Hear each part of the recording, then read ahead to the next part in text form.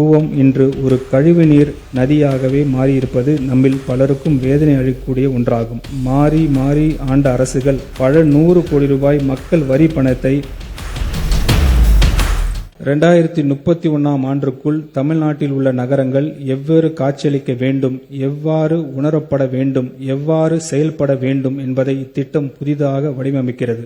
இதன் மூலம் நகர்ப்புற ஆளுமையில் இந்தியாவின் முன்மாதிரி மாநிலமாக தமிழ்நாடு நிலைநிறுத்தப்படும். இந்த இயக்கத்தின் கீழ் நடப்பு நிதி ஆண்டுக்கு 2117 கோடி ரூபாய் ஒதுக்கீடு செய்யப்படுகிறது. பெருநகர் சென்னை மாநகராட்சி 91 லட்சம் மக்களுக்கு அடிப்படை வசதிகள் அளிப்பதையும் நகரின் வாழ்வாதார தரத்தை மேம்படுத்தும் உட்கட்டமைப்புகளை உருவாக்குவதையும் உறுதி செய்து சேவையாற்றி வருகிறது. நகர்ப்புற போக்குவரத்து மேம்படுத்தும் நோக்கில் சென்னை காவல்துறை மற்றும் பெருநகர் போக்குவரத்து கழகங்களுடன் இணைந்து பெருநகர் சென்னை மாநகராட்சி நுண்ணறிவு போக்குவரத்து மேலாண்மை அமைப்பை இறுதிக்கட்ட செயல்வாக்கத்தில் உள்ளது. மேலும் நடந்து செல்வதற்கான பெடஸ்ட்ரியன்ஸ் கட்டமைப்பு வசதி, அனைவருக்கும் சமமாக அணுகக்கூடிய வசதி மற்றும் நகர்ப்புற வடிவமைப்பு மேம்பாடு ஆகியவற்றுக்கு முன்னுரிமை அளித்து விரைவான நகர்ப்புற போக்குவரத்து வசதிகள் மற்றும் தெருக்கள் மறுசீரமைப்பு திட்டம் செயல்படுத்தப்படும். இதன் ஒரு பகுதியாக 20 இடங்களில் ஸ்மார்ட் பார்க்கிங் மேனேஜ்மெண்ட் அமைக்கப்படும். மேலும் அம்பத்தூர் மற்றும் கிண்டி இண்டஸ்ட்ரியல் எஸ்டேட்டுகளின் சாலைகள் சரி செய்யப்படும்.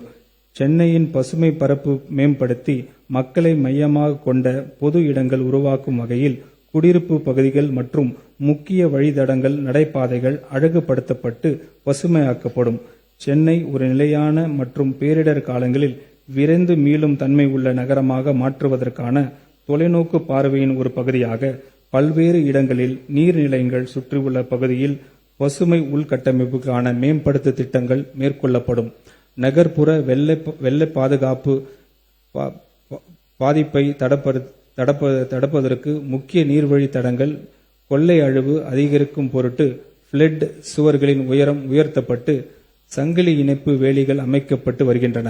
இதன் மூலம் என்விரான்மெண்ட் ரிசோர்சஸ் பாதுகாப்படுவதுடன் நிலையான சமூக பயன்பாட்டு இடங்கள் உருவாக்கப்படும்.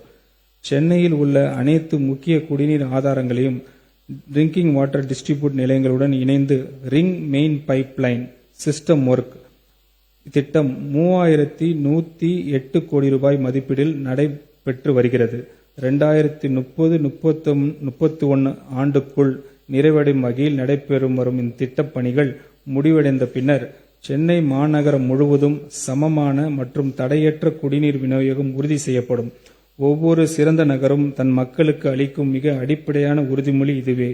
தூய்மையான குடிநீர் விதிவிலக்கில்லாமல் ஒவ்வொரு நாளும் மக்கள் பயன்பாட்டிற்கு உகந்த வகையில் அனைத்து மாநகராட்சிகளிலும் வீதிகளும் மேம்படுத்தப்படும்.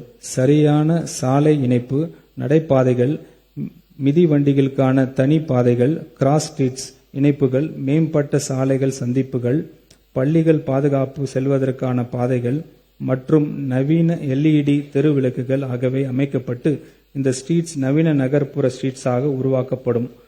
நம்மில் பலர் பிறந்து வளர்ந்தது, நம்மை அரவணைத்தது, நம்மோட ஒரு பகுதியாக இருப்பது வரலாற்று சிறப்பு மிக்க நமது சென்னை மாநகரம். ஒரு காலத்தில் சென்னை மாநகரத்தின் குடிநீர் தேவைகளை பூர்த்தி செய்த நதிகளான அடையார் மற்றும் கூவம் இன்று ஒரு கழிவுநீர் நதியாகவே மாறியிருப்பது நம்மில் பலருக்கும் வேதனை அளிக்கக்கூடிய ஒன்றாகும். தமிழ்நாட்டினை இதற்கு முன் மாறி மாறி ஆண்ட அரசுகள் அடையாறும் மற்றும் கூவம் ஆறுகளை சுத்தப்படுத்துவதும் அழகுபடுத்துவதும் பல 100 கோடி ரூபாய் மக்கள் வரி பணத்தை வாரி இறைத்தும் ஆறுகளின் தன்மையில் பெரிய மாற்றம் ஒன்று ஏற்படவில்லை. உலகின் மிக பெரிய மற்றும் பழமையான நகரங்களான ஹரப்பா, மொஹெஞ்சதாரோ, இன்சா, மெசபோட்டோமியா ஆகியவை பெரு நதிகளின் அருகிலே வளர்ந்தன. கூவம் மற்றும் அடையார் ஆறுகள் இதன் இயல்பு நிலைக்கு கொண்டு வர நமது மாண்புமிகு முதலமைச்சர் அவர்களின் தலைமையிலான அரசு கடுமையாக பாடுபடும். சியோல் நகரத்தின் செங்ஜியான் நதி, சிங்கப்பூர் நகரத்தின் கலாங் நதி போன்றவை நதிகள் மறுசீரமைப்பின் மூலம் அந்நகரங்களின் உலகளவில் பேசப்படும் அடையாளமாக மாறிவிட்டன. கூவம் மற்றும் அடையாற்றின் சென்னையின் அடையாளமாக மாற்றுவதற்கு குளோபல் டெண்டர்ஸ் கேட்கப்படும். விரைவான சாத்தியக்கூறு அறிக்கை மற்றும் விரைவான திட்ட அறிக்கை தயார் செய்யப்படும். கூவம் மற்றும் அடையார் ஆறுகளில் பொதுமக்கள் படகு சவாரி செய்வதும் குழந்தைகள் ஆனந்த குழியில் ஈடுபடுவதையும் அனைத்து வயதினரும் நதிக்கரையில் உடற்பயிற்சி செய்து தூய்மையான காற்றை சுவாசிப்பதும் நமது அரசு உறுதி செய்யும்.